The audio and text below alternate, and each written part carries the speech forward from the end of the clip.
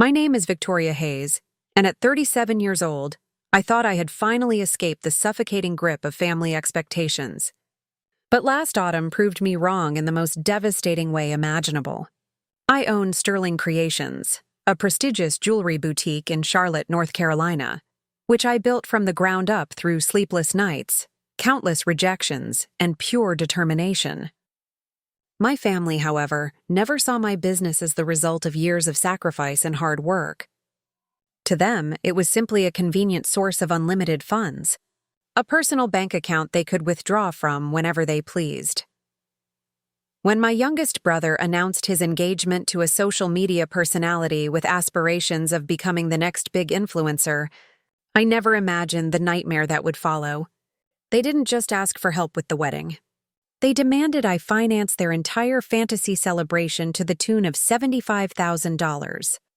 When I refused, explaining that every cent was invested in keeping my business afloat and competitive in the cutthroat jewelry market, they unleashed a campaign of manipulation, guilt, and public humiliation that would change everything.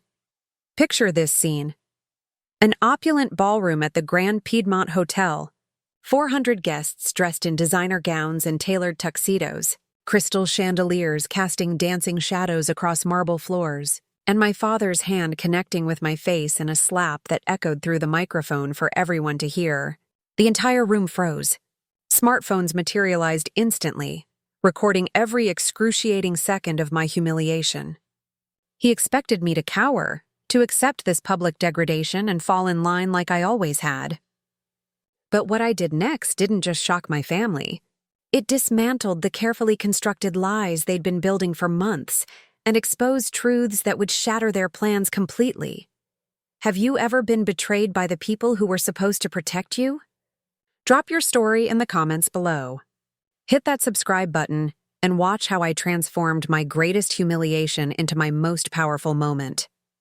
It all started 9 months ago on a crisp February afternoon when my phone lit up with a video call from Marcus Hayes, my 34-year-old younger brother. He was practically vibrating with excitement, his face flushed with the kind of enthusiasm I hadn't seen from him since he was a kid on Christmas morning. Beside him sat his fiancée, a 29-year-old aspiring influencer named Anastasia Winters, who had cultivated a following of 75,000 on Instagram through carefully curated lifestyle content, strategic hashtags, and an aesthetic that screamed expensive even when it wasn't. They didn't bother with small talk or pleasantries. Marcus jumped straight into their announcement with the confidence of someone who had never been told no in his entire life. "Victoria, we're getting married at the Grand Piedmont Hotel," he declared, his voice brimming with entitlement. 400 guests, premium everything, celebrity wedding planner from Atlanta, the absolute best of everything. Total budget is $75,000. You're covering it, right? The way he phrased it wasn't a question. It wasn't even a request.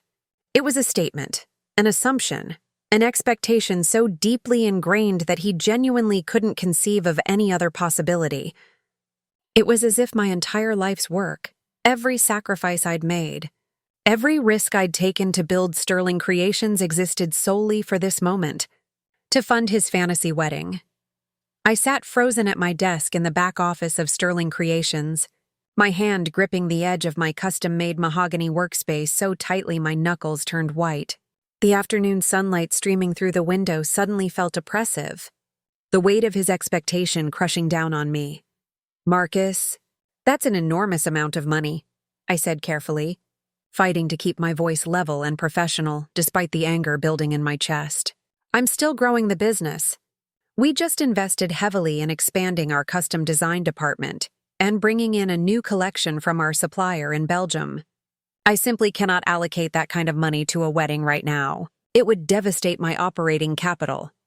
Anastasia leaned into the frame, her expression shifting from her practiced influencer smile to something harder, more calculated. Her voice dripped with artificial sweetness that barely concealed the manipulation underneath. "But Victoria, you're doing incredibly well with Sterling Creations. Everyone in Charlotte knows your name. This is a family moment, a celebration of love and unity. You wouldn't want to be the one who ruins that, would you? You wouldn't want people to think you're the kind of person who puts money before family?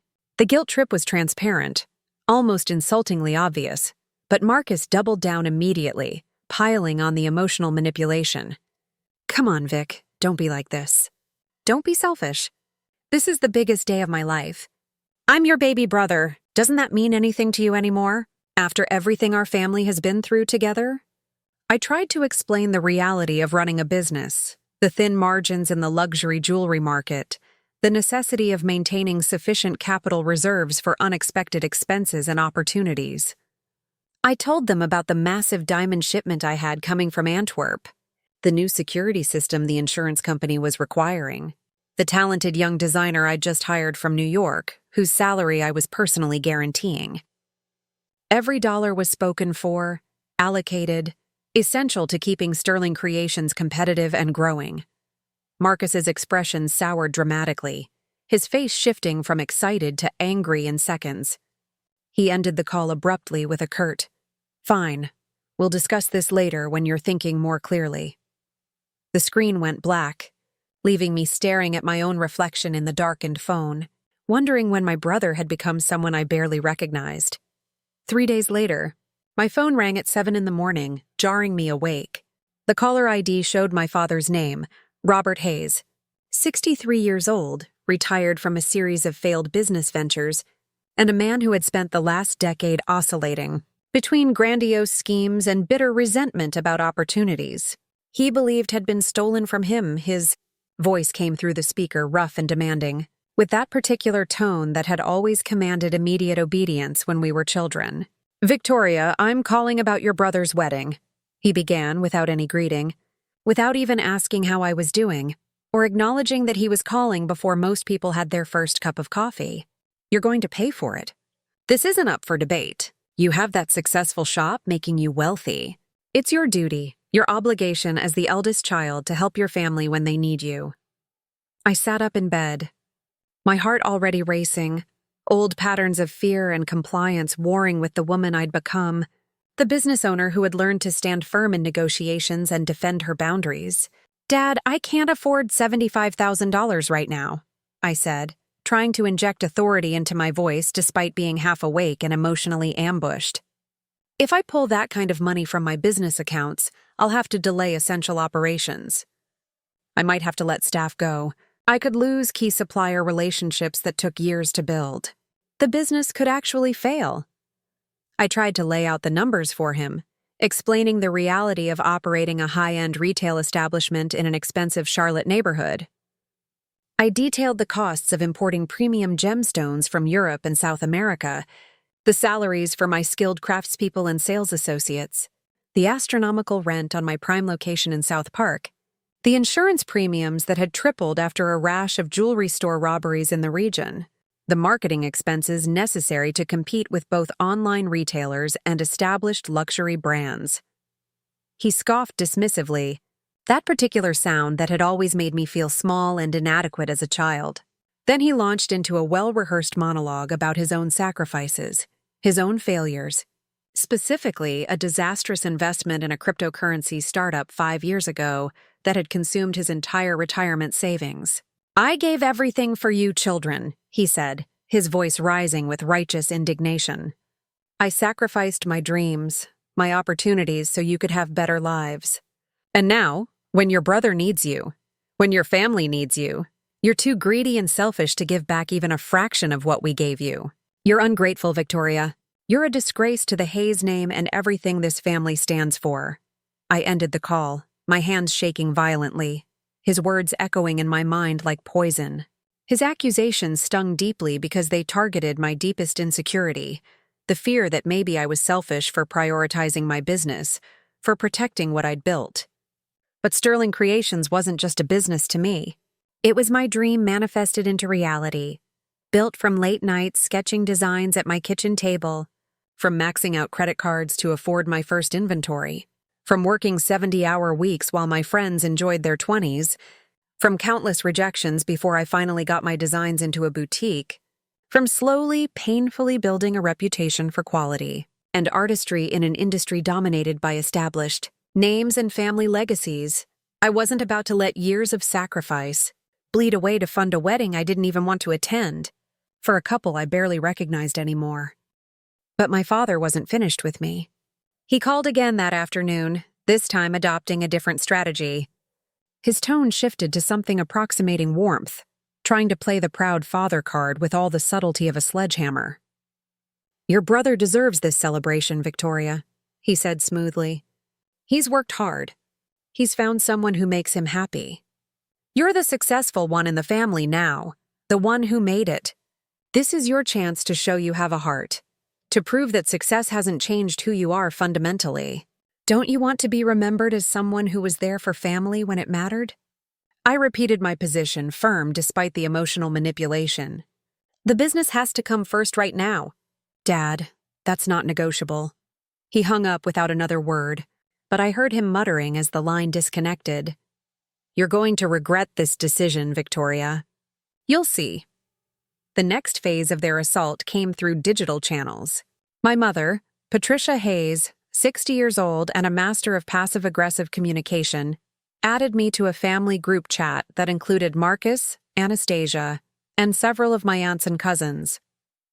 Her first message was all sunshine and excitement, peppered with emojis that felt aggressively cheerful.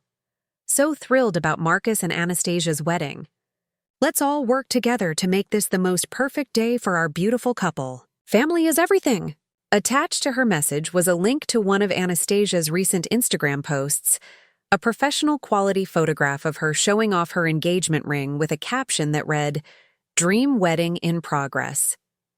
So blessed to have the most generous family supporting our special day. Can't wait to share this journey with all of you." My mother had shared this post in the family chat with a string of heart-eye emojis and a follow-up message. "Isn't this wonderful? We're all so lucky to be part of this celebration." I felt my blood pressure rising as I typed a quick, clear response. "Mom, I need to be absolutely clear here. I am not paying for the entire wedding. I've made my position known to both Marcus and Dad. Please don't assume otherwise." Her response came within seconds, dripping with disappointment and subtle accusation. "Victoria, please don't create unnecessary drama and ruin this beautiful moment for your brother. We're all contributing what we can. This is about family, not money. Surely you understand that." Contributing what they could? That was rich. As far as I could determine, none of them had offered a single dollar. The entire financial burden was being placed squarely on my shoulders, dressed up in the language of family obligation and emotional blackmail. The group chat fell silent after my response, but the pressure intensified through other channels. Over the next 2 weeks, Marcus sent me a barrage of text messages, each one progressively more aggressive and guilt-laden.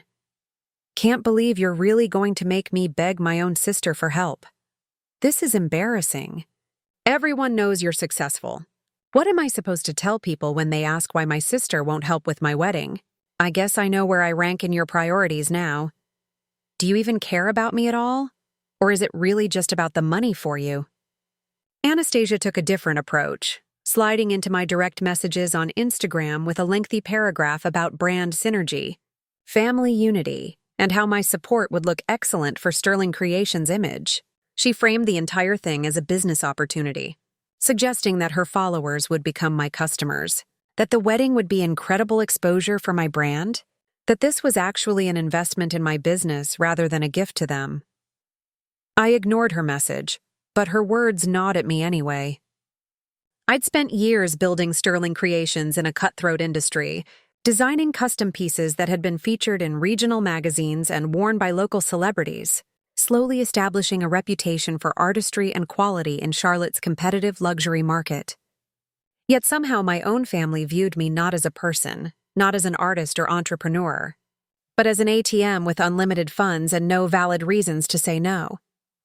My mother's text messages continued relentlessly, always with the same underlying message disguised in different words. "Marcus seems so stressed about the wedding planning. I wish there was something we could do to help ease his burden. Your brother was saying how much simpler this would all be with family support. It breaks my heart to see him struggling.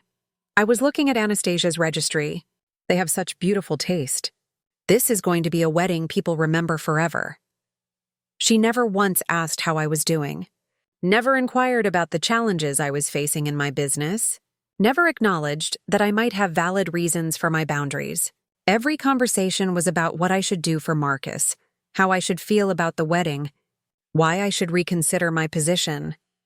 By the end of March, I felt like I was drowning in their demands, suffocating under the weight of expectations I had never agreed to meet. My father called one final time before the wedding planning kicked into high gear, his voice colder than I'd ever heard it.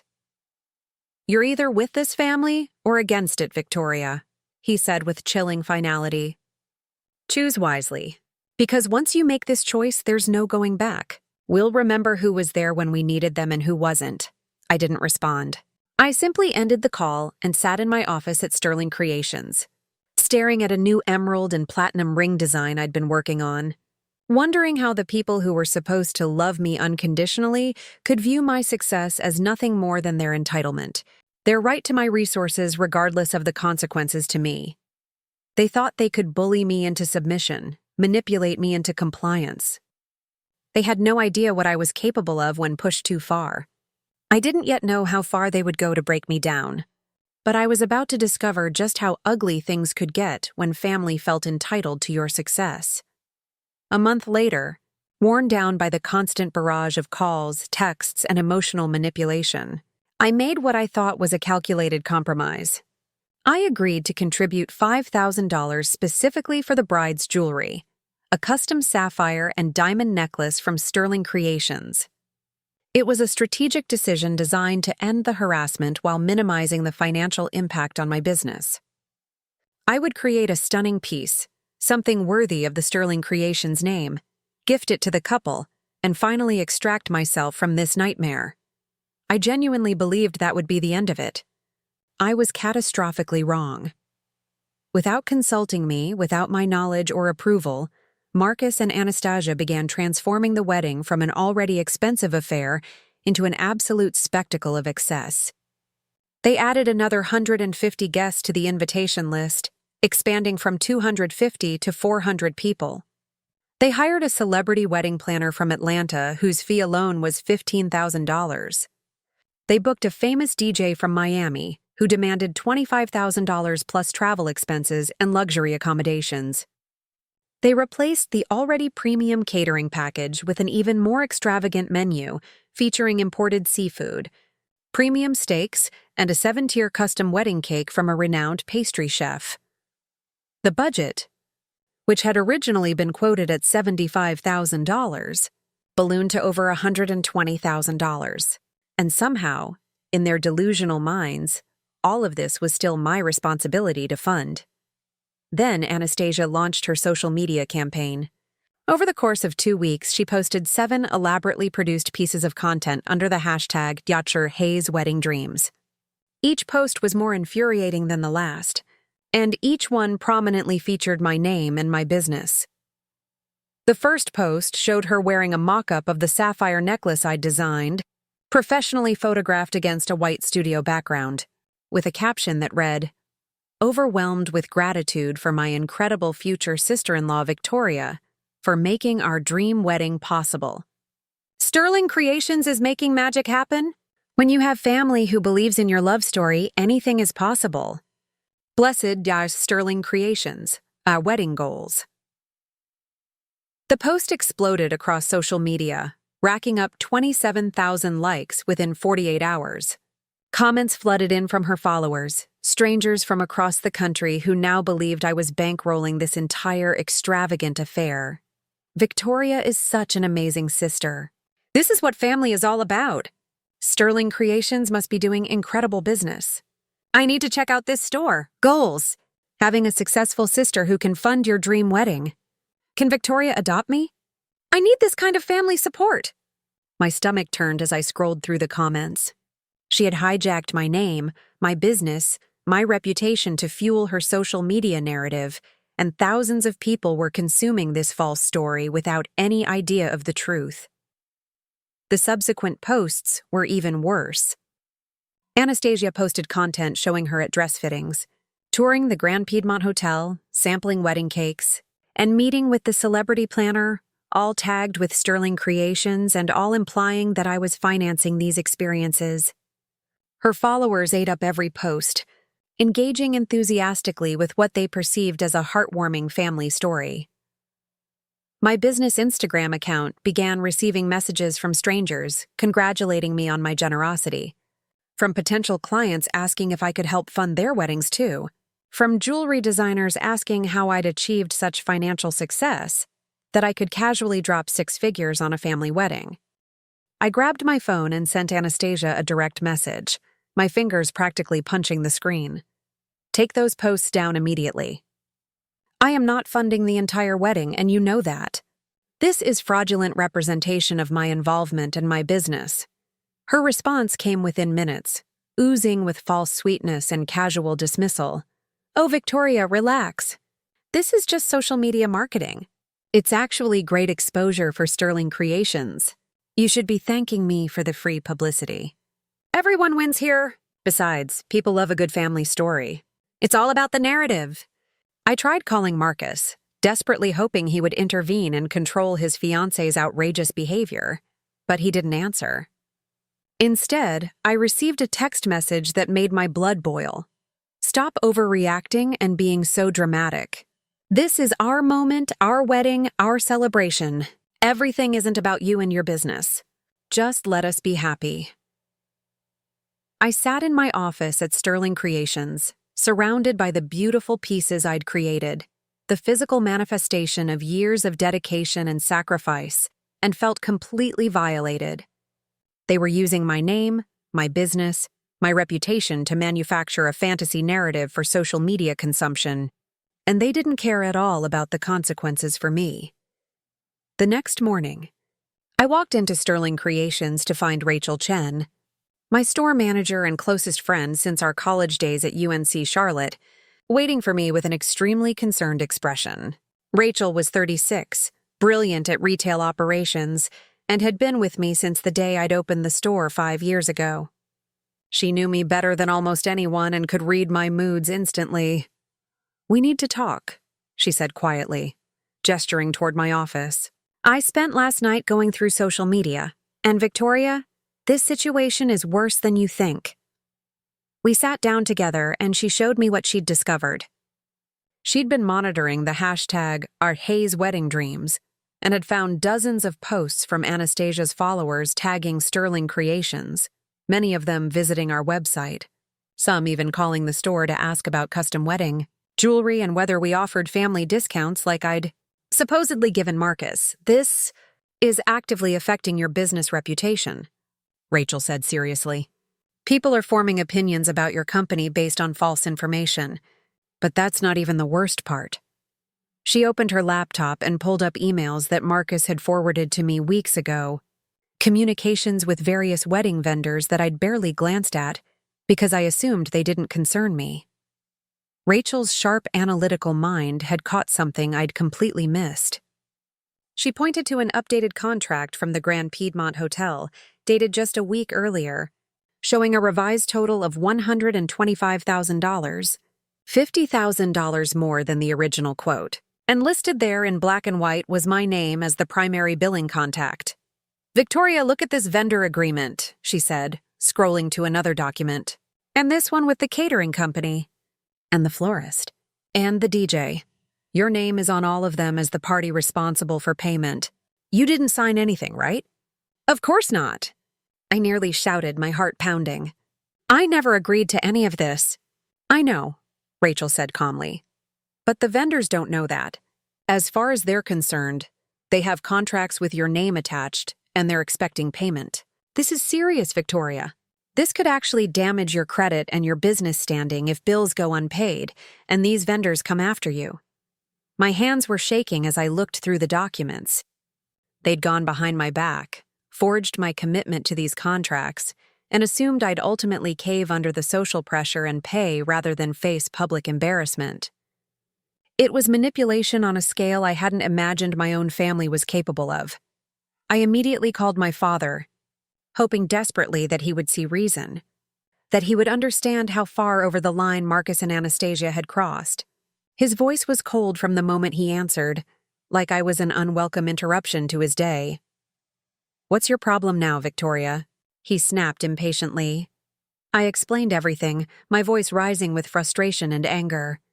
I told him about the social media posts, the false claims that I was funding the entire wedding, the contracts with my name on them that I'd never signed, the inflated budget that now exceeded $125,000. I explained that Anastasia was using my business name for her social media content without my permission, creating a false narrative that could have serious legal and financial consequences. He laughed. Actually laughed. A harsh, dismissive sound that made me feel like I was being ridiculous for even bringing this up. "You're making a huge deal out of absolutely nothing, Victoria. This is your brother's happiness we're talking about. This is his once-in-a-lifetime moment. Why are you so determined to ruin it with your selfishness and your petty concerns about money?" "Dad, they forged contracts with my name," I said, trying to make him understand the seriousness. "This isn't about being petty.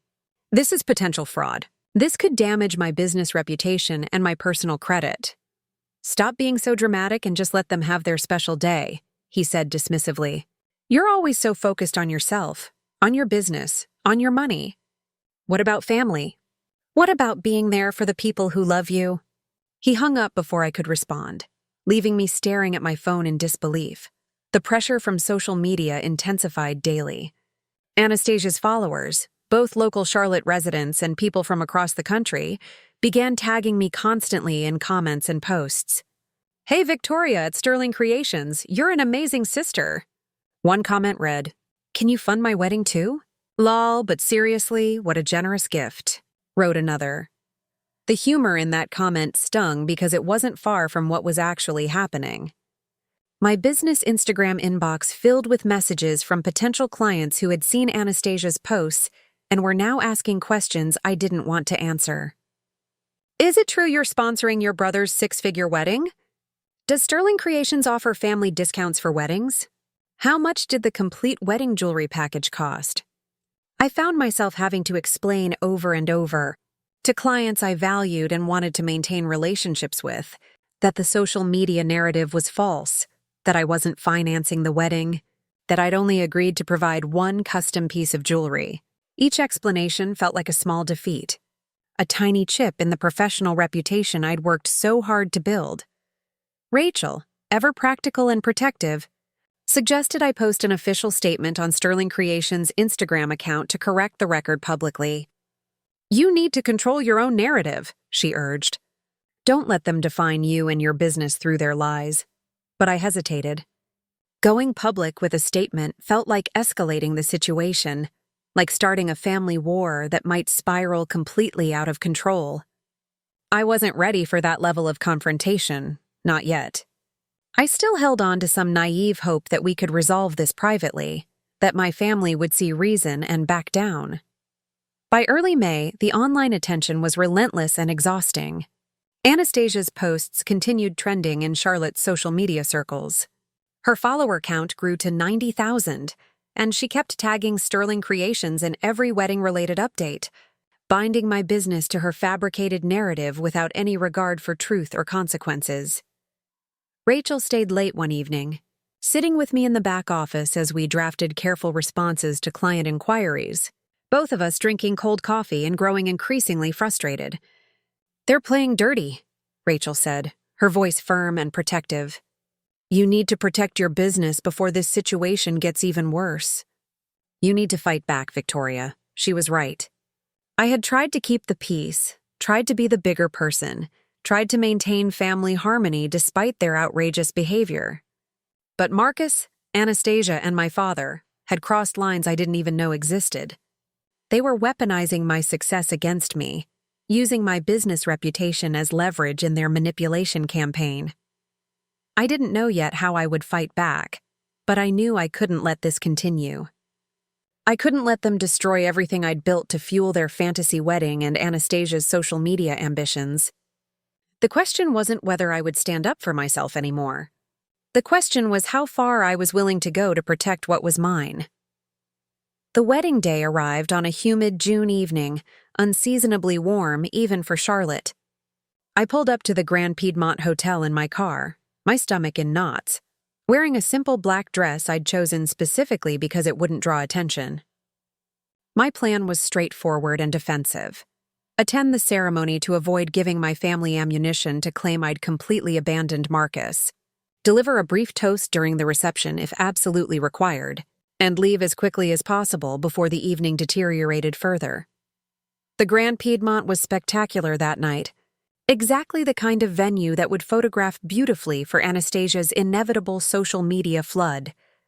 The ballroom glittered under massive crystal chandeliers, each table decorated with towering flower arrangements that probably cost more than most people's monthly rent. 400 guests milled about in designer gowns and tailored tuxedos, champagne flowing freely, the atmosphere buzzing with the artificial excitement that accompanies high society events. As I entered the reception area, my mother spotted me immediately and rushed over, her face lighting up with relief and something that looked like desperation. "Victoria! Oh, thank goodness you came. Come sit with us at the family table," she called out, her voice overly cheerful in that particular way that signaled she was trying very hard to pretend everything was normal and fine. I hesitated, every instinct telling me to decline, to find a seat at the back where I could remain invisible. But I gave in, not wanting to create an immediate scene or give her more ammunition to paint me as difficult and unsupportive. I followed her to the family table, positioned prominently near the dance floor, where I would be visible to the entire room. The evening started tolerably. The DJ played predictable, crowd-pleasing music, guests socialized and laughed, and Anastasia glowed in her custom designer gown, prominently displaying the sapphire and diamond necklace I'd created for her. It was a beautiful piece, one of my finest works, and seeing it reduced to a prop in her performance art made my stomach turn. I stayed quiet, sipping water, strategically avoiding eye contact with Marcus, who kept shooting me smug, satisfied glances from across the room. Then came the speeches, and I knew instinctively that my father wouldn't be able to resist making this moment about punishing me.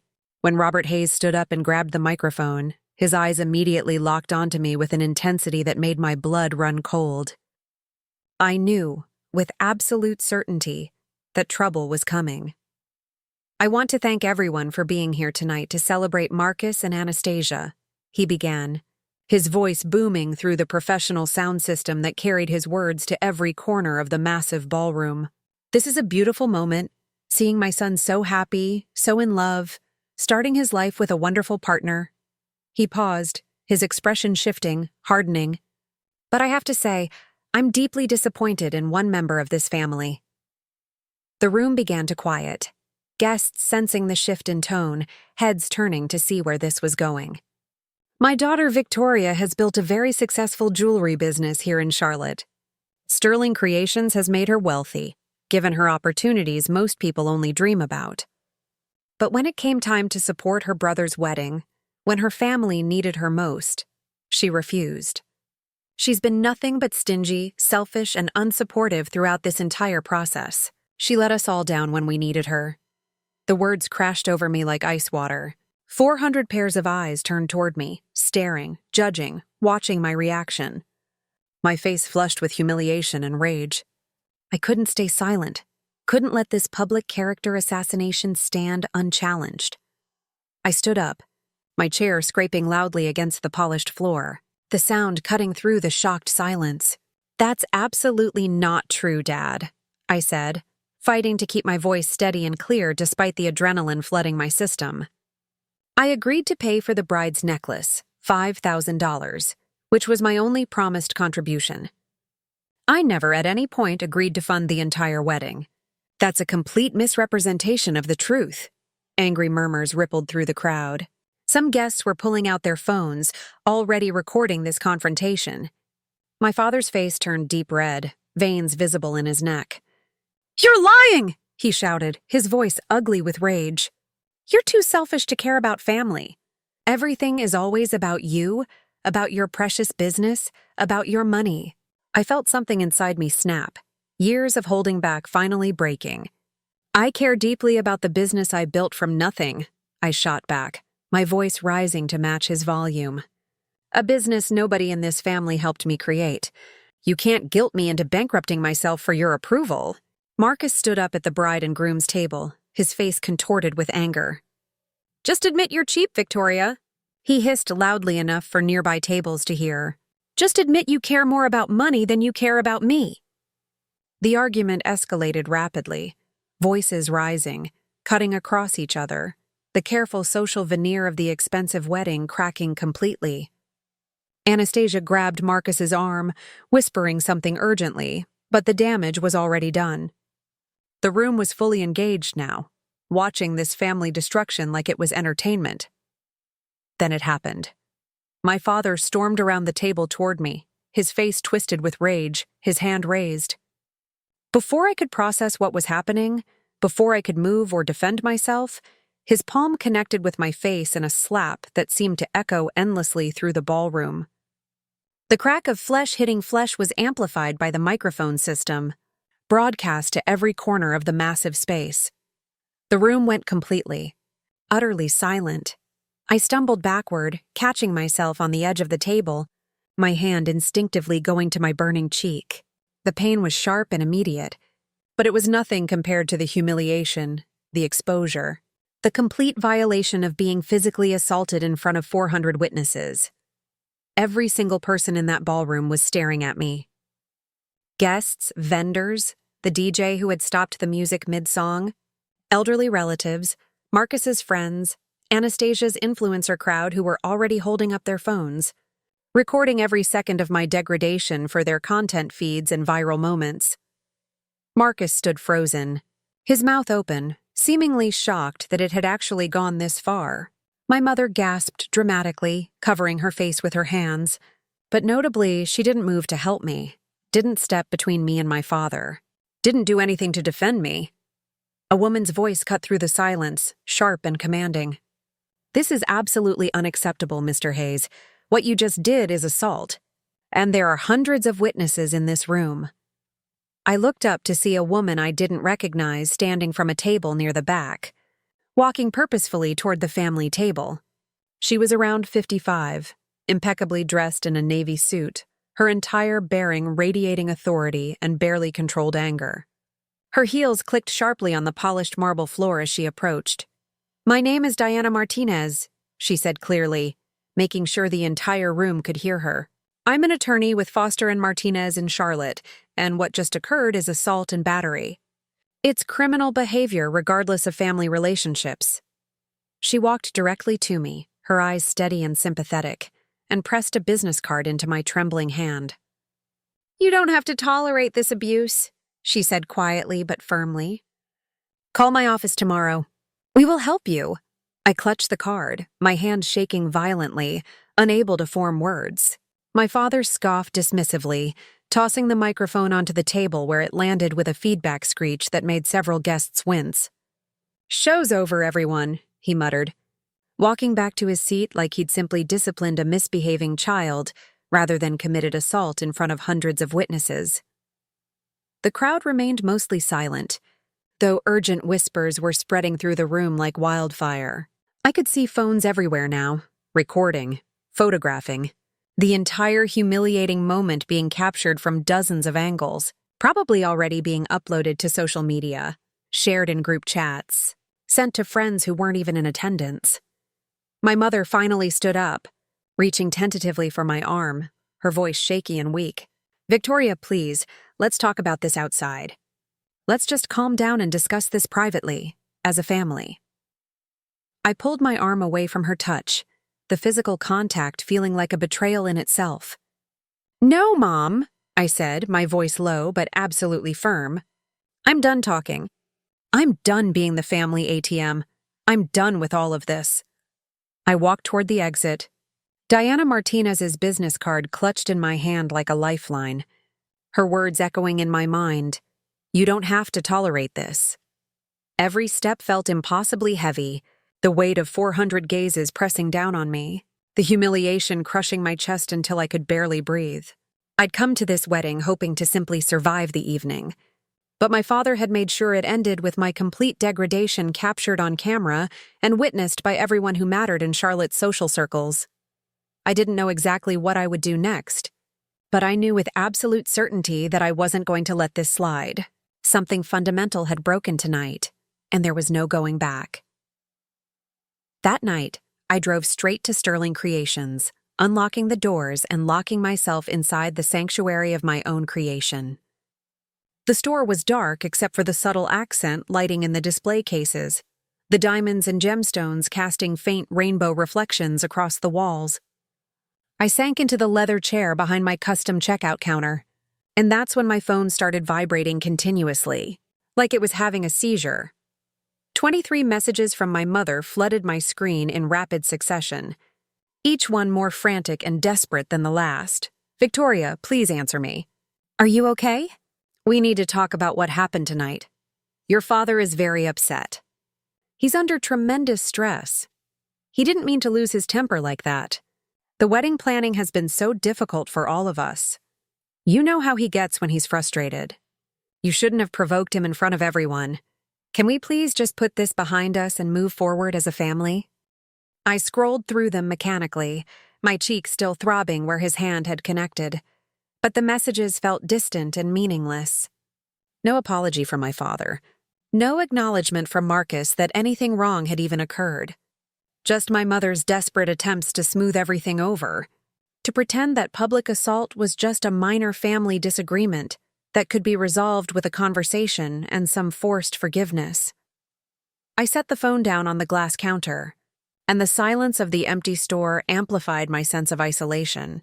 Then I saw a notification from Instagram. Against my better judgment, I clicked on it and found myself staring at Marcus's latest post, uploaded less than an hour ago. It was a professionally shot photo of him and Anastasia on the dance floor, her dress billowing around them, his hand on her waist, both of them smiling radiantly at each other. The caption read, "Best night of our lives. Married to my soulmate, surrounded by family love. Forever starts now. Hayes wedding, married life, family first." He hadn't tagged me in the post. He hadn't acknowledged the confrontation. The entire ugly scene, the public argument, the assault that had been witnessed and recorded by hundreds of people, had simply been edited out of their narrative as if it had never happened. They were curating their perfect wedding story for social media consumption while I sat alone in my store with a handprint burning on my face. The hypocrisy, the absolute disconnect from reality, ignited a rage in me that I had never experienced before. I refreshed the post and watched the likes climbing, saw comments from guests who had been in that room, who had witnessed everything, now posting heart emojis and congratulations as if the whole evening had been nothing but beautiful and joyful.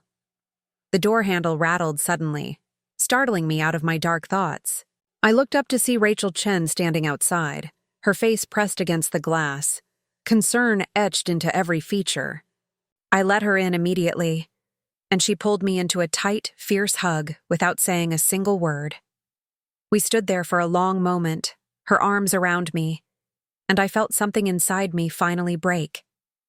Not in a weak way, but in a way that cleared space for something harder, colder, more determined than what had been there before. "I saw the videos," Rachel finally said, stepping back to look at me seriously. "They're already circulating on social media. Multiple people posted from different angles. Victoria, this is serious. This is documented assault.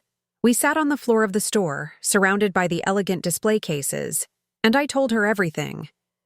The entire story poured out, the escalating demands, the social media campaign, the forged contracts, the public confrontation, and finally, the slap that had been broadcast through a professional sound system to 400 witnesses." Rachel listened intently, her expression growing progressively harder and more determined. When I finished, she was quiet for a long moment before speaking. "This isn't just family drama anymore," she said carefully. "This is about protecting you personally and protecting Sterling Creations professionally. They've been using your business reputation to manipulate you, and now your father has committed assault in front of hundreds of witnesses. You have leverage here if you're willing to use it." Something in her words sparked an idea, a possibility I hadn't fully considered. "What kind of leverage?" I asked. Rachel pulled out her phone and started searching. When people act this entitled, this bold about using your name and resources, they usually have something to hide, some vulnerability they're trying to compensate for.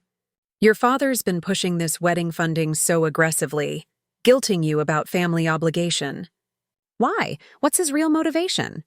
We moved to my office computer, and Rachel pulled up public records websites while I logged into the shared family email account that had been set up years ago for coordinating family events and information.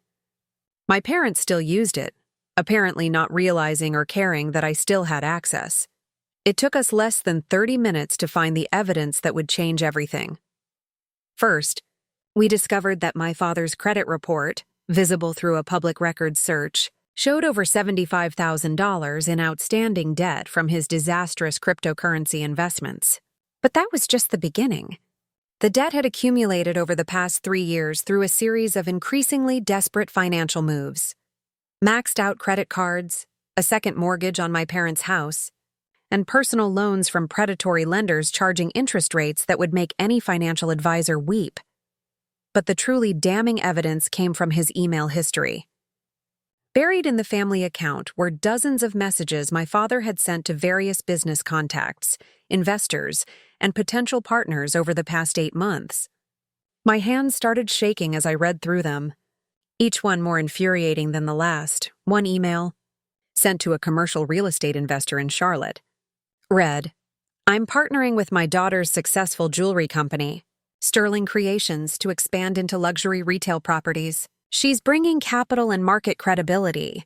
This is a ground floor opportunity for smart investors who want to get in early on a proven winner." Another, sent to a diamond wholesale supplier in New York. "Sterling Creations is expanding our operations and needs a new primary supplier relationship. My daughter and I are co-managing this growth phase. We're looking for exclusive pricing on bulk orders of 2 carats and above. This could be a very lucrative partnership for the right supplier." A third, sent to a venture capital group in Atlanta. "I'm bringing a unique opportunity to your attention. Sterling Creations Luxury Jewelry, currently operating successfully in Charlotte, is ready for regional expansion. As co-owner and business development director, I'm seeking funding partners for locations in Raleigh and Atlanta. Proven revenue model, established brand recognition, immediate growth potential." Email after email, my father had been name-dropping Sterling Creations, claiming partnerships that didn't exist, implying control over my business, promising access to my resources and my reputation, all without my knowledge or permission. He'd been using my success, my credibility, my years of hard work to pitch schemes and attract investors for ventures that were complete fiction. "He's been scamming people using your business," Rachel said quietly, her voice tight with anger. "Victoria, this is serious fraud. He's misrepresenting himself as associated with Sterling Creations to solicit investments and business relationships. This could create legal liability for you if these people sue when they realize he can't deliver what he's promising." I felt physically sick. My own father had been weaponizing my success, turning my legitimate business into a prop in his desperate attempts to recover from his financial disasters. And the wedding, I suddenly realized with horrifying clarity, had never been just about Marcus's celebration. It had been about my father maintaining appearances, proving to these investors and business contacts that he had the kind of family resources and connections he'd been claiming, demonstrating control over the successful daughter whose business he'd been using as bait. "We need to document all of this," I said, my voice steady now, the shock transforming into cold determination. "Every email, every false claim, every misrepresentation. I want copies of everything." Rachel and I worked through the night, systematically going through the email account, downloading and organizing every relevant message.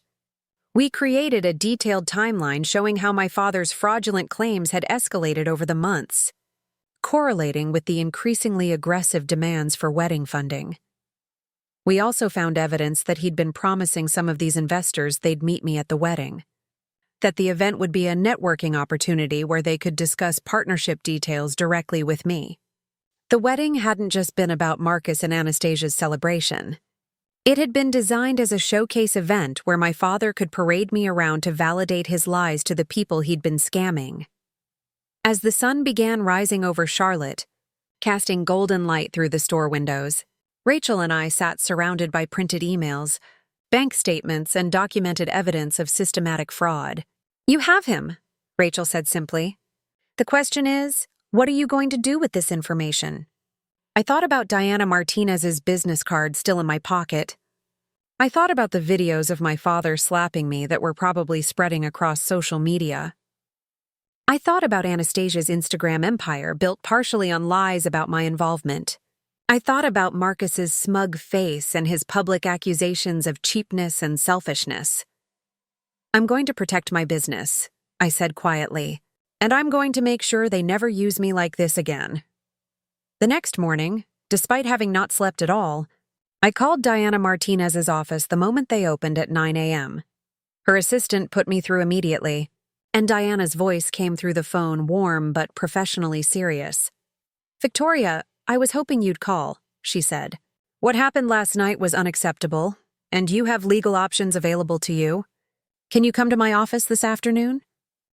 2 hours later, I sat in Diana's elegant law office in Charlotte's business district, the walls lined with law degrees and professional certifications.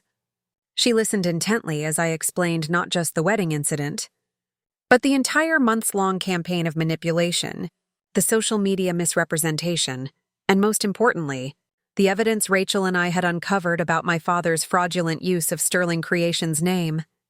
Diana took detailed notes, her expression growing more serious as the story unfolded. When I finished and showed her the emails we documented, she sat back in her leather chair and let out a long breath. "Victoria, what your father has been doing goes beyond family drama," she said carefully. "This is business identity fraud. He's been misrepresenting his relationship with your company to solicit investments and business relationships.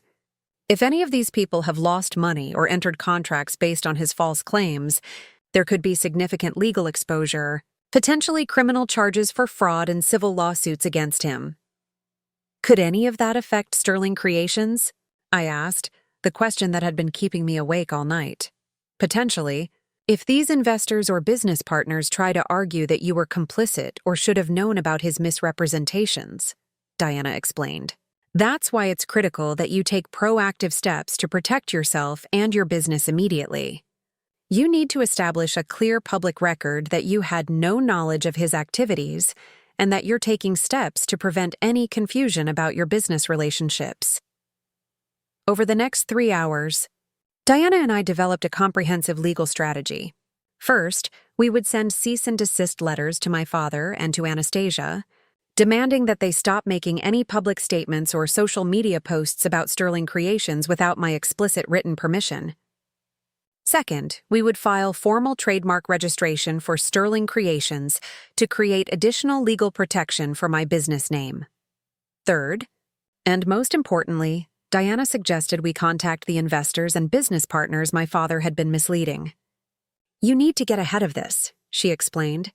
"Send them professional letters clarifying that no partnership or business relationship exists with your father, that any representations he made were unauthorized and false, and that Sterling Creations operates independently under your sole ownership. This creates a documented record that protects you from any claims that you were part of his schemes." "Won't that destroy my father financially?" I asked, the question escaping before I could stop it. Years of conditioning making me feel guilty even for protecting myself. Diana looked at me steadily, her expression compassionate but firm. "Victoria, your father is the one who engaged in fraud. You're not destroying anything. You're protecting yourself and your legitimate business from the consequences of his illegal actions. This is not your fault, and you are not responsible for the consequences he faces from his own choices." Her words hit something deep inside me, breaking through decades of family programming that had trained me to prioritize their needs over my own well-being, to accept responsibility for problems I didn't create. I hired Diana on the spot, authorizing her to take whatever legal action was necessary to protect Sterling Creations and to help me navigate the assault charge from the wedding. She immediately drafted and sent the cease and desist letters via certified mail, ensuring we had proof of delivery.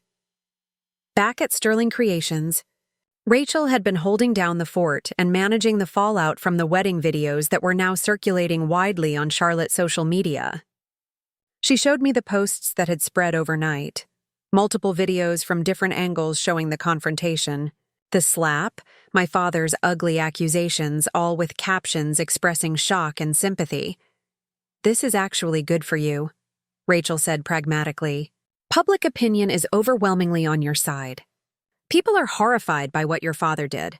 Some of them are calling for him to be arrested. The narrative is that you're the victim here, not the villain your family was trying to paint you as." She was right. The comments on the videos were almost uniformly supportive of me and critical of my father's behavior. "I can't believe he hit her in front of everyone. That's abuse, full stop. So she built a successful business and now her family thinks they own her? Classic toxic family behavior. Good for her for standing up for herself. Nobody should have to bankroll someone else's wedding. The audacity of that father is insane. She doesn't owe them anything." Even some of Anastasia's followers were turning on her, flooding her Instagram posts with comments demanding she address what had happened at the wedding and questioning whether the whole generous sister-in-law narrative had been fabricated. But I wasn't satisfied with passive public support. I wanted to take control of my own narrative completely. Working with Rachel and a marketing consultant she recommended, I drafted a carefully worded statement for Sterling Creations' official Instagram account. The post featured a professional photo of me in my workshop, working on a custom piece, looking competent and focused. The caption read, "Sterling Creations has always been about artistry, integrity, and excellence in jewelry design. Recent social media posts have misrepresented my personal involvement in events unrelated to my business. To be absolutely clear, Sterling Creations operates independently, and any claims of partnerships, sponsorships, or business relationships that haven't been explicitly confirmed by me personally are unauthorized and false. I'm grateful for the support from my loyal clients and the Charlotte community. Sterling Creations was built on honesty and quality, and those values will never change." The post was professional, didn't name anyone specifically, but made my position crystal clear. Within hours, it had thousands of likes and hundreds of supportive comments. Several local media outlets reached out asking if I wanted to comment on the wedding incident, but Diana advised me to maintain professional silence on personal family matters while focusing public communication on my business. Meanwhile, I began the process of contacting my father's potential victims. Using the email evidence Rachel and I had compiled, I identified 7 individuals or companies he had approached with fraudulent Sterling Creations partnership claims. Diana helped me draft professional letters to each of them. "Dear name, it has come to my attention that you may have been contacted by Robert Hayes regarding potential business opportunities involving Sterling Creations. I am writing to clarify that Mr. Hayes has no ownership interest, partnership role, or authorized representation relationship with Sterling Creations. Any statements he may have made claiming such a relationship were unauthorized and false. Sterling Creations operates solely under my ownership and management. If you entered into any agreements or made any financial decisions based on representations about Sterling Creations made by Mr. Hayes, I encourage you to seek independent legal counsel. I apologize for any confusion this situation may have caused and want to ensure there is no misunderstanding about Sterling Creations' business relationships going forward. Sincerely, Victoria Hayes, owner, Sterling Creations." We sent these letters via certified mail and email, creating a documented paper trail. The response was swift and dramatic. Within 3 days, I received responses from 5 of the 7 contacts. 2 were grateful for the clarification and confirmed they hadn't yet invested any money based on my father's pitches. But 3 others revealed they had already entered into agreements or made financial commitments based on his false claims.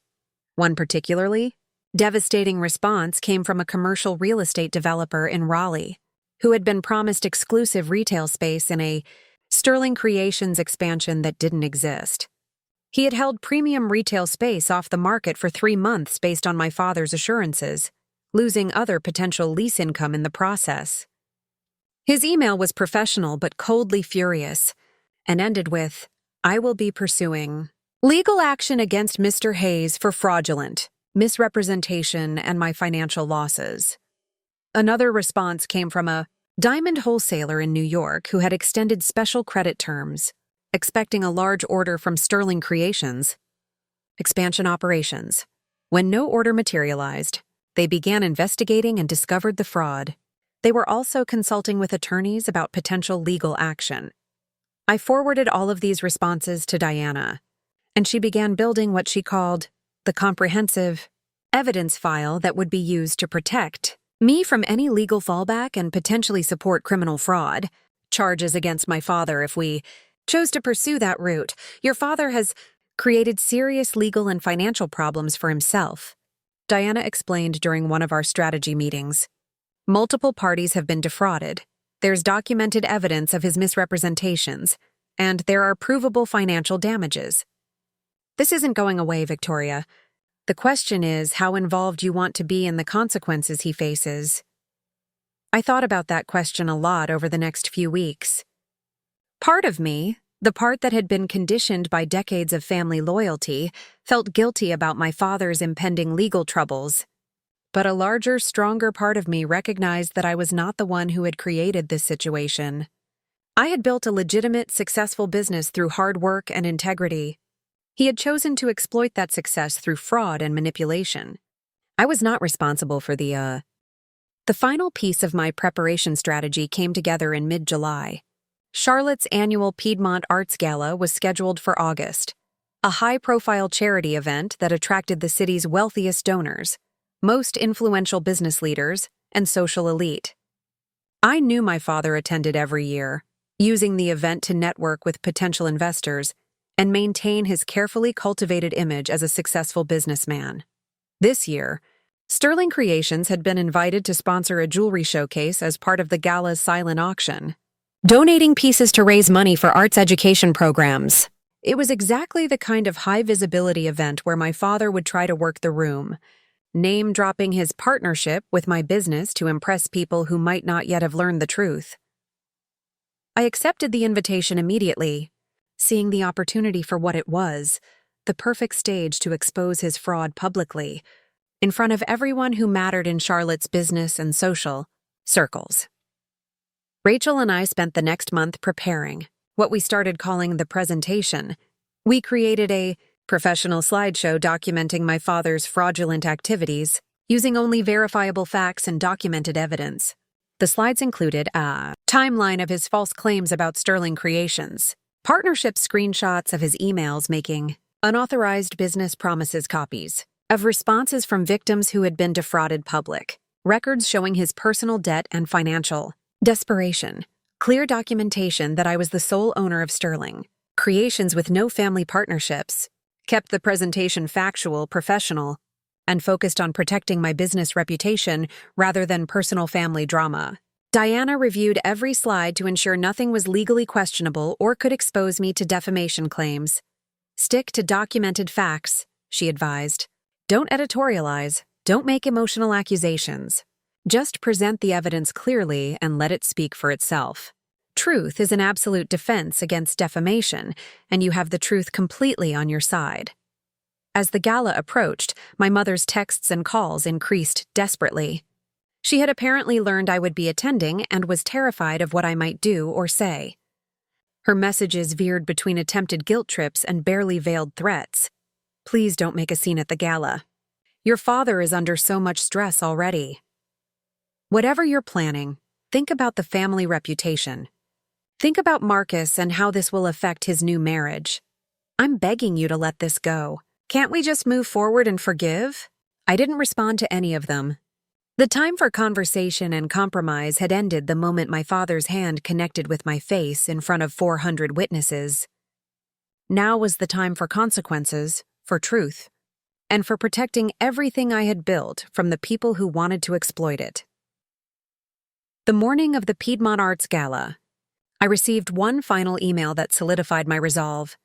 It was from Anastasia, sent from a new Instagram account after her original account had been suspended, following mass reports from people who'd seen the wedding videos. Victoria, I know you're angry, but what happened at the wedding wasn't really about you. Marcus and I are starting our life together, and we need family support, not drama. Can we please just move past this?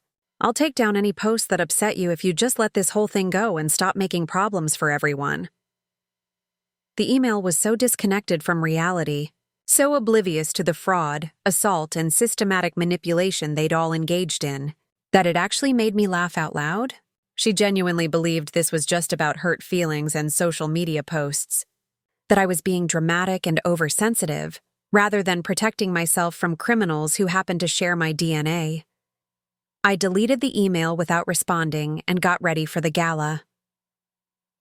That evening, I walked into the Piedmont Arts Center in a stunning midnight blue gown I'd designed myself, accented with a custom diamond and sapphire necklace that perfectly demonstrated Sterling Creations' craftsmanship. Rachel accompanied me as my +1, both of us carrying ourselves with calm confidence. The ballroom was magnificent, filled with Charlotte's most influential residents. The silent auction tables displayed artwork, luxury vacation packages, and my contributed jewelry pieces, which were already attracting significant attention and bids. I spotted my father across the room almost immediately. He was working the crowd expertly, champagne in hand, laughing and networking with a group of well-dressed business people I recognized as local investors and developers. He hadn't seen me yet, too focused on his performance, on maintaining the facade that was about to shatter completely. The gala program included brief presentations from major sponsors. Sterling Creations had a 5-minute speaking slot scheduled right after the welcome remarks.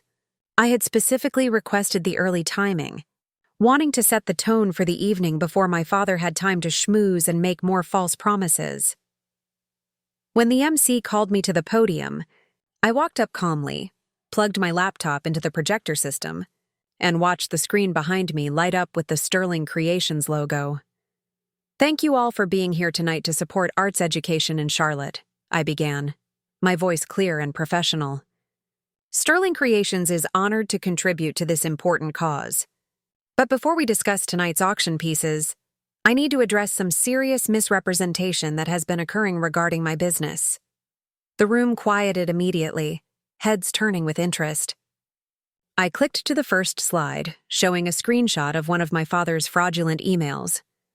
Over the past several months, false claims have been made about Sterling Creations' business relationships and partnerships. Specifically, my father, Robert Hayes, I paused and gestured toward where he stood frozen in shock, has been representing himself as having an ownership or partnership role in my company. This is completely false. I clicked through the slides methodically, each one revealing another piece of evidence. The emails promising partnerships that didn't exist. The real estate developer's response describing his financial losses. The wholesaler's letter threatening legal action. The timeline showing systematic fraud over 8 months. Sterling Creations is and has always been solely owned and operated by me, I continued calmly. Any business proposals, partnership offers, or financial arrangements made by Robert Hayes claiming Sterling Creations' involvement were unauthorized fraud. Several individuals and companies have already suffered financial losses based on these misrepresentations. The room had gone completely silent.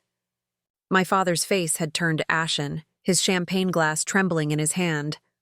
The investors he'd been schmoozing moments before were staring at him with expressions ranging from shock to anger. I clicked to the final slide, showing my trademark registration and official business documentation. "I'm making this public statement tonight to protect Sterling Creations' reputation and to ensure no one else is deceived. If you've been contacted by Robert Hayes regarding any business involving my company, I encourage you to consult with legal counsel. Thank you for your understanding and continued support of Sterling Creations." I unplugged my laptop and stepped away from the podium to absolute silence for about 3 seconds. And then the room erupted in shocked murmurs and urgent conversations. Diana Martinez, who had been sitting at a VIP table, stood up immediately. "As legal counsel for Sterling Creations and Ms. Hayes," she announced clearly, her voice carrying across the room, "I want to confirm that everything presented here tonight is documented and verifiable. We have shared this information with appropriate authorities and with all affected parties. Anyone with questions should contact our office. My father tried to approach the podium. His face red, but two of the gala organizers intercepted him, guided by security personnel who had been briefed in advance about the possibility of disruption. I watched as they escorted him toward a side exit while he sputtered protests that nobody was listening to anymore. Several people approached me immediately after the presentation ended. One was the real estate developer from Raleigh who had responded to my warning letter. "Thank you for the heads up," he said grimly. "My attorneys are already moving forward." What he did was criminal. Another was a prominent Charlotte business owner who shook my hand firmly. "I had a meeting scheduled with your father next week about what he claimed was a Sterling Creations investment opportunity. You just saved me from making a very expensive mistake." Throughout the rest of the evening, I received nothing but support from the other attendees. Several people congratulated me on handling the situation professionally and protecting my business. The jewelry pieces I'd donated for the auction sold for well above their estimated values, with multiple attendees bidding enthusiastically, apparently viewing their purchases as both supporting a good cause and showing solidarity with my business. I didn't see my father again that night. Later, I learned he'd been stopped at the exit by 3 different people who had been considering investing in his schemes, all of them now demanding explanations and threatening legal action. The next morning, my phone was flooded with messages, but this time they weren't from my family. They were from reporters asking for interviews, from business contacts expressing support, from other entrepreneurs who had faced similar family exploitation and wanted to share their stories. Sterling Creations' Instagram account gained 5,000 new followers overnight, and our website traffic increased by 200%. Rachel showed me dozens of posts from people who had attended the gala or heard about the presentation secondhand, almost all of them praising my courage in speaking truth and protecting my business. The only message from my family came from Marcus, a single text. "You destroyed Dad in front of everyone. I hope you're happy now." I deleted it without responding, but the real consequences were just beginning to unfold, and they were more severe than I had even anticipated. Within a week of the Piedmont Arts Gala, my father's entire carefully constructed facade collapsed completely. The exposure at the gala had been devastating enough, but the aftermath rippled outward far beyond that single evening. 4 separate individuals and companies filed formal complaints with the Charlotte Police Department's Fraud Division, all claiming financial losses resulting from my father's misrepresentations about Sterling Creations partnerships. The combined damages they claimed exceeded $250,000. The real estate developer in Raleigh filed a civil lawsuit seeking damages for lost lease income. The diamond wholesaler in New York filed a separate lawsuit for breach of contract and fraudulent misrepresentation. 2 other investors who had given my father money for what he claimed was seed funding for Sterling Creations expansion also filed civil suits when they realized the entire venture was fiction. Diana kept me informed of each development, always reminding me that none of this was my fault or my responsibility. "You didn't create these problems," she repeated whenever I felt guilty about the mounting legal pressure on my father. "You simply told the truth and protected your legitimate business. He created these consequences through his own fraudulent actions." But the legal troubles were just the beginning. The publicity from the gala presentation and the subsequent lawsuits caught the attention of local media. A reporter from the Charlotte Observer wrote a detailed article about the case, framing it as a cautionary tale about family business fraud and the importance of protecting entrepreneurial success from exploitation. The article quoted me carefully, with statements Diana and I had prepared. Sterling Creations was built through years of hard work and dedication. When someone uses your business reputation fraudulently, regardless of family relationships, you have to protect what you've created. The business community response was overwhelmingly supportive. I received dozens of emails from other business owners, many of them sharing their own stories of family members trying to exploit their success.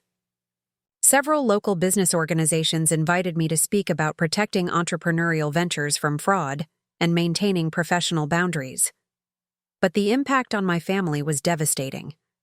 And despite everything they'd done, watching it unfold was harder than I'd anticipated. My father's legal bills mounted quickly as he hired attorneys to defend against multiple lawsuits. My mother called me repeatedly, her voice desperate and broken, begging me to make statements that would help his defense, to claim I had somehow authorized his representations, to lie to protect him from consequences. I refused every time, and eventually stopped answering her calls entirely. Marcus and Anastasia's marriage, barely 2 months old, began showing cracks almost immediately. I learned from mutual acquaintances that Anastasia had been furious when she realized the lavish lifestyle Marcus had promised her was built on lies, and his family's expectation of unlimited access to my money, her Instagram account, which she'd rebuilt after the suspension, began focusing less on newlywed bliss and more on her own independent brand and career aspirations. She posted increasingly without Marcus, and the comments section filled with speculation about trouble in their marriage. In September, Anastasia quietly moved out of the apartment she'd shared with Marcus and relocated to Atlanta, claiming she'd gotten an influencer marketing job there. Her departure was sudden and final, and within weeks, people who knew them both were whispering that divorce papers would be filed before their first anniversary. Marcus called me once during this period, his voice broken and angry. "You destroyed our family," he said. "Dad's facing criminal charges. Mom is having anxiety attacks every day. Anastasia left me. Everything fell apart because you couldn't just help with one wedding."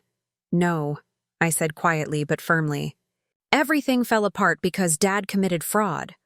Because you and Anastasia tried to manipulate me into funding a fantasy lifestyle, and because nobody in this family ever respected my boundaries or my right to protect what I built. I didn't destroy anything. You all did this yourselves." He hung up without another word, and I never heard from him again. The criminal investigation moved forward slowly but steadily. By October, the district attorney's office announced they were filing fraud charges against my father. Diana explained that with multiple victims, documented evidence, and clear financial damages, the case was strong enough that prosecutors felt confident pursuing it. My father's attorney tried one last desperate move, reaching out to Diana to ask if I would consider making a statement supporting his character, or offering some sort of family reconciliation narrative that might create sympathy with a jury. Diana asked me directly, "Do you want to help him in any way?" I thought about the question seriously, examining my conscience. I thought about the decades of family loyalty conditioning, the guilt I'd been taught to feel about prioritizing my own needs. I thought about my mother's desperate calls and Marcus's broken voice accusing me of destroying the family. But then I thought about my father's hand connecting with my face in front of 400 people. I thought about the months of manipulation and the systematic fraud that had put my entire business at risk. I thought about the victims who had lost real money because of his lies. "No," I said clearly. "I'm not going to help him escape consequences for his own illegal actions. I'll cooperate with prosecutors if they need my testimony, but I won't do anything to minimize what he did." In November, my father accepted a plea deal rather than face trial. He pleaded guilty to multiple counts of fraud and was sentenced to 18 months in prison, 5 years of probation, and was ordered to pay restitution to his victims. The restitution amount was over $300,000, money he didn't have, which meant his assets would be seized and sold. My parents lost their house. The second mortgage my father had taken out, combined with the legal judgments against him, meant the bank foreclosed and the property was sold at auction. My mother moved into a small apartment, and I learned from distant relatives that she was working part-time at a retail store to support herself, something she hadn't done in over 30 years. Part of me felt terrible about her situation. She hadn't committed fraud, and while she'd enabled and supported my father's manipulation, she was also now paying a severe price for his crimes. But Diana reminded me, and I had to keep reminding myself, you didn't force him to commit fraud. You didn't make him hit you at the wedding. You simply refused to be a victim and protected your business. His consequences are the result of his own choices. With the legal situation resolved and my family effectively out of my life, I turned all my energy toward building something positive from the ruins of these destructive relationships. Sterling Creations thrived in the aftermath of the gala presentation and the media attention. The publicity, while stemming from ugly circumstances, had actually raised the business's profile significantly. New clients from across North Carolina Sterling Creations thrived in the aftermath of the gala presentation and the media attention. What began as an ugly public scandal transformed into an unintentional masterclass in resilience, reputation, and boundaries. Within 6 months, sales had increased by nearly 40%. Clients from Raleigh, Atlanta, and even New York began reaching out, many saying they admired not just the jewelry, but the strength behind the brand. The irony wasn't lost on me. The same public humiliation that had once threatened to destroy my name had instead fortified it. Sterling Creations wasn't just known for its craftsmanship anymore. It had become synonymous with integrity, perseverance, and authenticity, the very values I had been fighting to preserve all along. I expanded the boutique, opening a second location in Charleston, South Carolina, a dream I'd shelved years ago because I'd been too busy holding everyone else's life together. Rachel became managing partner, her sharp instincts and steady loyalty proving invaluable. She had stood beside me through the worst nights, through the chaos, the tears, and the planning, and it felt right to give her the recognition she deserved. We launched the Phoenix Collection, a line inspired by rebirth, elegant pieces built around fiery gemstones like rubies, garnets, and orange sapphires, set in designs that evoked strength rising from ruin. Each ring, each pendant, each bracelet carried subtle symbolism: wings, feathers, the suggestion of fire beneath metal. The marketing tagline read simply, "You can't destroy what rebuilds itself stronger." The collection sold out within weeks. But more than the revenue, it was the letters and messages from women across the country that moved me. One said, "Your story gave me courage to leave a family business where I was being used. Thank you for showing that standing up for yourself isn't selfish." Another wrote, "I saw your speech at the Piedmont Gala. It made me realize I've spent my whole life apologizing for my success. Not anymore." It hit me that my story had become something bigger than revenge or reputation. It had become permission for others to protect their boundaries too. My father's imprisonment fractured the family beyond repair.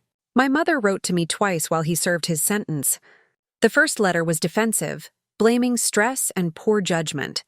The second, written 6 months later, was quieter. It began with, "I don't expect forgiveness, but I finally understand what we did to you." I read it once and set it aside. I didn't respond. Some doors, once closed, shouldn't be reopened, not out of hate, but out of self-preservation. Marcus never reached out again. Through whispers from mutual acquaintances, I learned his marriage officially ended 9 months after the wedding. Anastasia had filed for divorce and was reportedly back to chasing sponsorships under a new brand name, scrubbing every trace of the Hayes wedding dream from her online history. Their perfect digital life had collapsed faster than it was built. There was a time when I might have taken satisfaction in their downfall. But when I thought of the emotional wreckage left behind, the burned bridges, the damage to reputations, all I felt was relief that I had escaped it. They had chosen their path. I had chosen mine. Diana Martinez remained not just my attorney, but a trusted mentor. One afternoon, over coffee in her office, she asked if I'd ever considered sharing my story more publicly, not as gossip, but as guidance for other business owners dealing with similar family exploitation. At first, I hesitated. The idea of revisiting all that pain in public made my stomach tighten. But the more I thought about it, the more I realized how many entrepreneurs, especially women, face the same silent battles I had.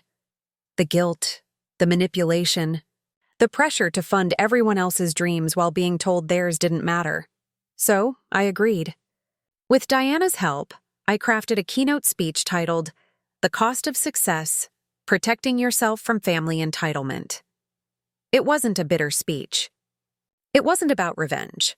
It was about truth, about how emotional loyalty can be weaponized, how boundaries are painted as betrayal, how family guilt becomes the most sophisticated form of theft. The talk premiered at the Women in Business Summit in Atlanta. Standing on that stage, looking out at hundreds of faces, I felt a strange calm. I told them everything, not the tabloids version, not the social media distortion, but the raw, unvarnished truth. When I finished, the applause didn't just sound like approval. It sounded like collective exhale, like people finally recognizing themselves in my story. After that, invitations poured in. Podcasts, panels, business networks. The wedding ultimatum, as the media dubbed it, became shorthand for reclaiming autonomy from toxic family control. I hadn't intended to become a symbol. I'd just refused to be silent. In the winter that followed my father's release, I received one final call. It came from an unfamiliar number, a correctional halfway house in Asheville. Against my better judgment, I answered. "Victoria," his voice rasped through the static. I wanted to say I'm sorry. For a long moment, I couldn't speak. I stared out the office window at the city skyline I'd built my life around. I'd imagined this apology so many times, but hearing it didn't feel the way I thought it would. "I appreciate you saying that," I said finally. "But sorry doesn't erase what happened," he sighed. "I know, I wanted you to know that I was proud of you. Even when I couldn't show it, I closed my eyes. For a fleeting second, I saw the man he used to be, before the bitterness, before the greed. Then I remembered the sound of his hand connecting with my face, the forged contracts, the lies. Goodbye. Dad," I said softly, and ended the call. I never heard from him again. By the following spring, Sterling Creations had grown into a small but nationally recognized brand. We partnered with several ethical gemstone suppliers in Madagascar and Colombia, ensuring our supply chain upheld fair labor practices, something I'd always wanted to implement but never had the mental space to pursue. Rachel and I also launched a mentorship initiative for women starting jewelry businesses. We called it the Sterling Standard, a nod to both quality craftsmanship and emotional boundaries. Every year, we select 5 emerging designers, fund their first collections, and teach them not only design and business, but self-protection, contracts, trademarks, emotional resilience. Because success without protection isn't success. It's a countdown to collapse. One afternoon, as I stood in the new Charleston showroom, sunlight glinting off a display of diamond pendants, Rachel handed me a small envelope. Inside was a note from a young designer we'd mentored. "Thank you for teaching me not just how to make jewelry, but how to make peace with saying no." I smiled, a real, unguarded smile. That single sentence was worth more than any sale, any award, any reconciliation. When people hear my story now, they often ask if I ever wish things had gone differently, if I'd rather have kept the peace, paid for the wedding, and avoided the chaos. My answer is always the same. Peace built on silence isn't peace, it's servitude. I lost my family's approval, yes, but I gained something far more valuable: my freedom, my dignity, and a future that belongs entirely to me. The night of that wedding, when my father's hand struck my face and the ballroom went silent, I thought it was the most humiliating moment of my life. I was wrong. It was the beginning of my becoming, the moment I stopped apologizing for my success and started protecting it. So to anyone watching this who's ever been guilted, manipulated, or shamed by family into giving more than they can afford, emotionally or financially, hear me clearly. You don't owe anyone your success. You don't owe anyone your peace. And you never have to fund someone else's happiness at the expense of your own, because sometimes the only way to save yourself is to walk away from the people who taught you not to. If you've ever faced betrayal from those who were supposed to protect you, drop your story in the comments below.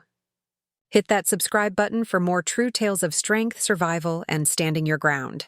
This was the wedding ultimatum, and this was how I took my power back.